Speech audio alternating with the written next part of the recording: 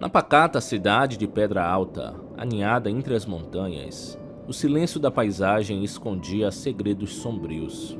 Durante anos, corpos de jovens mulheres foram encontrados no sopé da Montanha do Luar. Essa montanha era a mais alta entre todas. O delegado local, Vicente, era conhecido por sua rapidez em concluir os casos como suicídio. Para os moradores, a explicação parecia plausível. A solidão das montanhas, combinada com o isolamento emocional, era um fardo difícil de carregar. Mas, quando a nova delegada Clara Amaral chegou à cidade, um novo caso estremeceu a rotina da região. Uma moça chamada Lívia Franco, de 27 anos, foi encontrada na base da montanha. Assim como nos casos anteriores, tudo indicava um salto fatal. Vicente, fiel ao seu padrão, estava pronto para registrar mais um suicídio. É sempre a mesma história, disse ele casualmente enquanto tomava um café na delegacia. São jovens fragilizadas, a montanha é quase um convite. Clara, no entanto, não estava convencida. Quem era essa Lívia Franco? Perguntou ela. Vicente deu de ombros. Era uma professora, veio pra cá há alguns anos, não tinha nenhum parente por perto. O padrão se repete, não é? Uma pessoa aqui, numa cidade do interior, sem amigos, sem família. Clara, no entanto, não acreditava na solução de Vicente. Por isso, ela sentou-se em seu escritório improvisado na delegacia da pequena cidade, com uma pilha de relatórios à sua frente. Ela decidiu investigar não apenas o caso, mas todas as mortes anteriores. Deveria haver algum padrão, afinal. À medida em que revisava cada caso, a frustração e a inquietação cresciam. Todas as vítimas eram jovens, aparentemente saudáveis e com uma vida social ativa. Nenhuma delas apresentava histórico de depressão severa, episódios de ansiedade crônica ou uso de medicamentos controlados que sugerissem transtornos psicológicos. Isso já era atípico para os chamados casos de suicídio, mas Clara sabia que precisava de mais do que uma intuição para seguir em frente. Ela começou a listar as informações relevantes em um caderno. Não havia cartas de despedida encontradas em nenhum dos casos, algo comum em suicídios planejados. Em vez disso, as mortes pareciam abruptas, sem sinais prévios de crises emocionais ou qualquer aviso a pessoas próximas. Além disso, as famílias das vítimas descreviam-nas como mulheres otimistas e cheias de planos.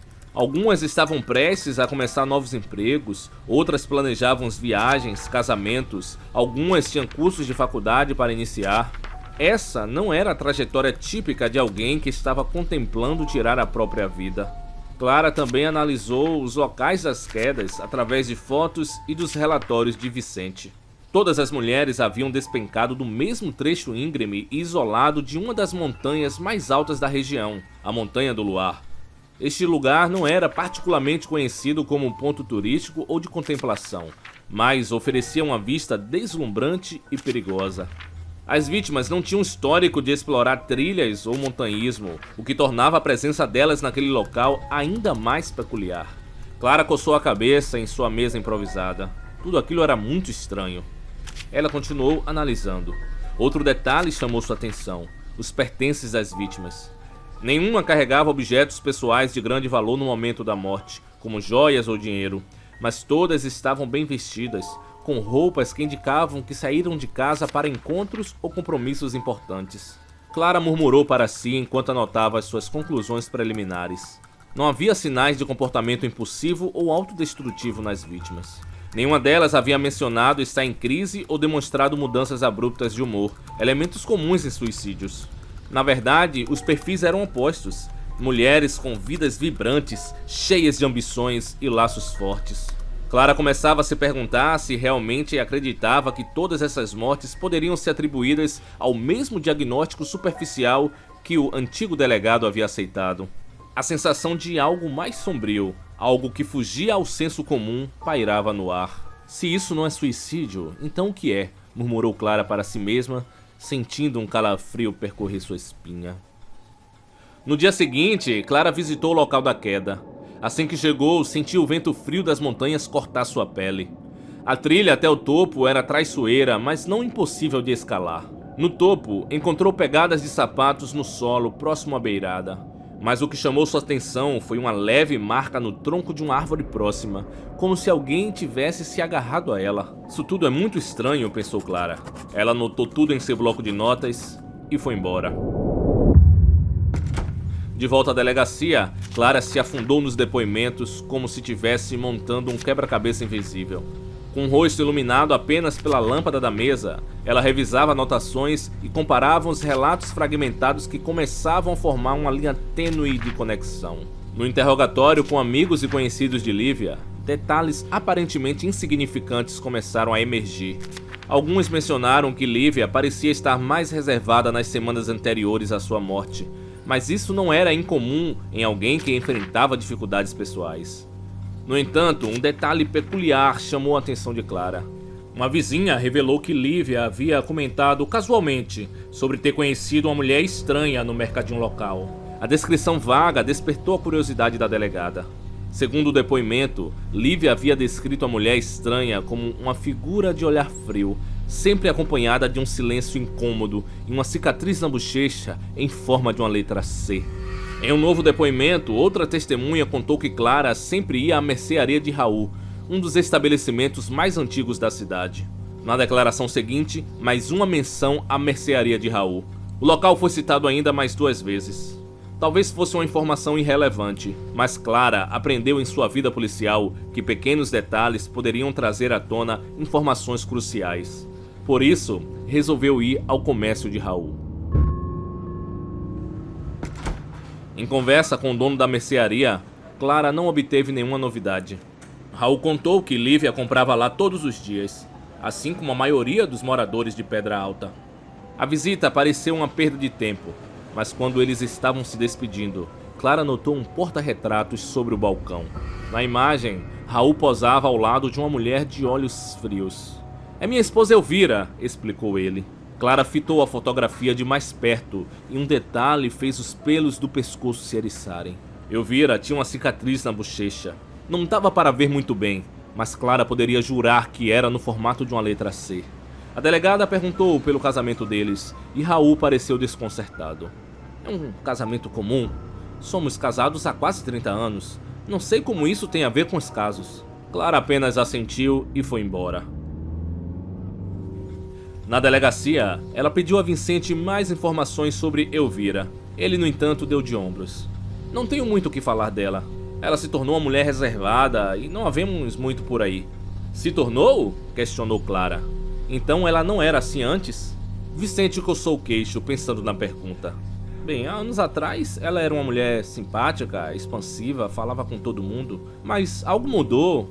Engraçado você ter comentado isso, porque foi justamente pouco antes do primeiro caso de suicídio aqui na cidade." Vicente falava de um jeito despretensioso, e Clara se perguntou se ele era apenas desleixado e preguiçoso ou se ele realmente era burro. Estava na cara que Elvira tinha alguma ligação com as mortes.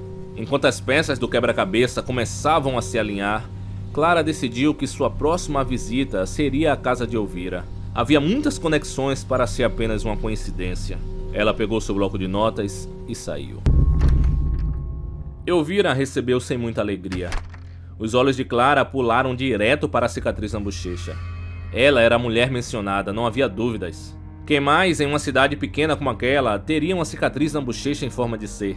Dentro de casa, Elvira sentou-se em uma poltrona e apontou outra para a policial. "Delegada, é lamentável o que aconteceu, mas essas montanhas, elas simplesmente destroem a alma de quem não é daqui." Elvira tinha um tom firme, mas havia algo em seus olhos que Clara não conseguia decifrar. "Você conhecia Lívia Franco?" perguntou Clara, observando cada movimento de Elvira. "Não pessoalmente. Eu a vi algumas vezes na cidade." Então você nunca falou com ela?" Elvira apenas meneou a cabeça. "Não, nunca falei com ela." Se havia uma certeza na cabeça de Clara, era que Elvira estava mentindo. Ela continuou com as perguntas. "E as outras mulheres? Aquelas outras que também se mataram nas montanhas? Alguma delas era próxima de você ou de Raul?" Elvira hesitou por um momento, mas respondeu com firmeza. "Não." Provavelmente era outra mentira, Clara pensou. Ela estava pronta para confrontar Elvira, mas Raul chegou do trabalho bem nesse momento. A delegada então se despediu e saiu, mas, ao invés de ir embora, entrou no seu carro e aguardou. Então, ouviu um barulho estridente, como um vidro se quebrando. Clara saiu do carro e aproximou-se da porta da casa. Lá dentro, o casal parecia discutir. Clara girou a maçaneta devagar e ela se abriu.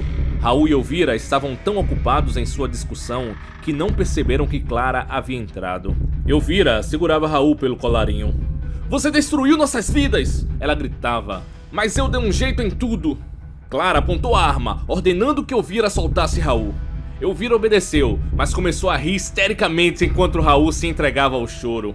"Eu fiz isso por nós, Raul", disse Elvira para o marido. "Elas não mereciam você." Naquela noite, Elvira foi presa e a notícia de sua confissão se espalhou pela cidade como fogo em palha seca. A mulher havia empurrado todas as vítimas, amantes de seu marido, e o desleixo do delegado Vicente fez todos acreditarem que tudo não passava de casos mútuos de suicídio. Clara, embora satisfeita por resolver o caso, sentiu o peso do horror das montanhas que guardavam tantos segredos. Ao deixar Pedra Alta, ela olhou pela janela do carro para a Montanha do Luar, o vento assobiando entre as árvores.